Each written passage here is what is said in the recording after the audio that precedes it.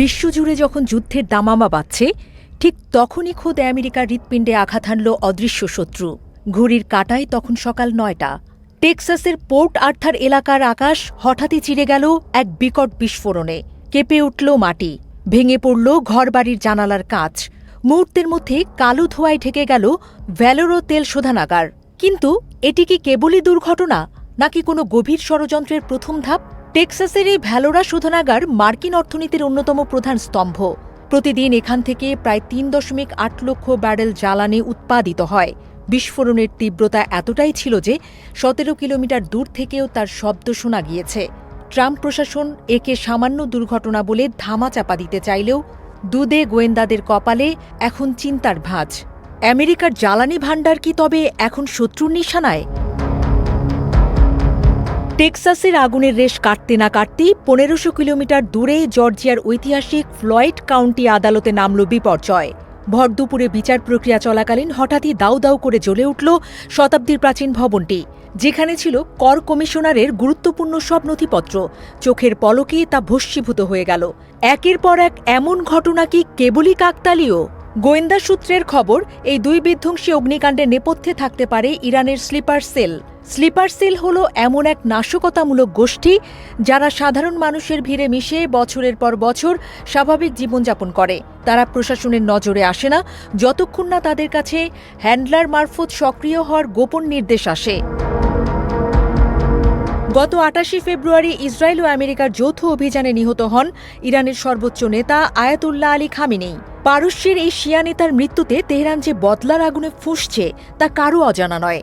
ABC নিউজের প্রতিবেদন অনুযায়ী, খামেনির মৃত্যুর পরেই ইরান বিশ্বজুড়ে ছড়িয়ে থাকা তাদের গোপন কোষগুলোকে জেগে ওঠার নির্দেশ দিয়েছে।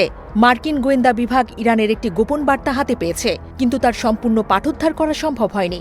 এই ধরনের বার্তাগুলো সাধারণত বিশেষ সংকেতে পাঠানো হয়, যা ইন্টারনেট বা মোবাইল নেটওয়ার্কের উপর নির্ভর করে না। ফলে তৃতীয় পক্ষের পক্ষে তা ধরা প্রায় অসম্ভব। গোয়েন্দাদের আশঙ্কা, টেক্সাস ও জর্জিয়ার এই হামলা সেই সংকেতেরই বাস্তব রূপ। রণকৌশল হিসেবে ইরান ইতিমধ্যে হরমুজ প্রণালী বন্ধ করে দিয়েছে। বিশ্বের ২০% জ্বালানি সরবরাহ হয় এই সংকীর্ণ পথ দিয়ে। ইরান হুমকি দিয়েছে তারা বিশ্ববাজারে অপরিশোধিত তেলের দাম ব্যারেল প্রতি $২০০ নিয়ে যাবে। ট্রাম্প হুঙ্কার দিলেও আমেরিকার ভেতরকার এই হামলা প্রমাণ করছে যে পরিস্থিতি ওয়াশিংটনের নিয়ন্ত্রণের বাইরে চলে যাচ্ছে।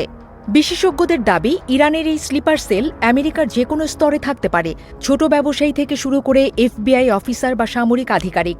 তারা ঠিক কখন কোথায় আঘাত হানবে তা বলা দুঃসাধ্য। জর্জিয়া ও টেক্সাসের ঘটনা কি তবে কেবল ট্রেলার? বড় কোনো নাশকতার জন্য কি প্রস্তুত হচ্ছে তেহরানের গুপ্তঘাতকরা? অন্যদিকে যুদ্ধের প্রভাবে রাশিয়ার অর্থনীতিও আজ টালমাটাল। দীর্ঘ ৪ বছর পর পুতিন সরকার বাধ্য হয়ে তাদের জাতীয় সম্পদ তহবিলের সোনা বাজারে বিক্রি করতে শুরু করেছে। সামরিক ব্যয় মাত্রা ছাড়া হওয়ায় গত ২৫ বছরে প্রথমবার রাশিয়ার সঞ্চিত সোনায় হাত পড়েছে। বিশ্বজুড়ে এই অস্থিরতা প্রমাণ করছে যে আধুনিক যুদ্ধ কেবল সীমান্তে নয়, লড়া হচ্ছে অর্থনীতি আর গুপ্তচর বৃত্তির ময়দানেও। জর্জিয়া ও টেক্সাসের ছাইয়ের স্তূপ থেকে এখন কেবলই আশঙ্কার গন্ধ বেরোচ্ছে। ইরান যদিও একে ইসরায়েলি চক্রান্ত বা ফসল ফ্ল্যাগ অপারেশন বলে দাবি করেছে, কিন্তু পেন্টাগন বসে নেই। রয়টার্সের খবর অনুযায়ী পারস্য উপসাগরে আত্মঘাতী ড্রোন বোট নামিয়েছে আমেরিকা। প্রতিশোধের এই চক্র কি তৃতীয় বিশ্বযুদ্ধের দিকে ঠেলে দিচ্ছে মানব সভ্যতাকে?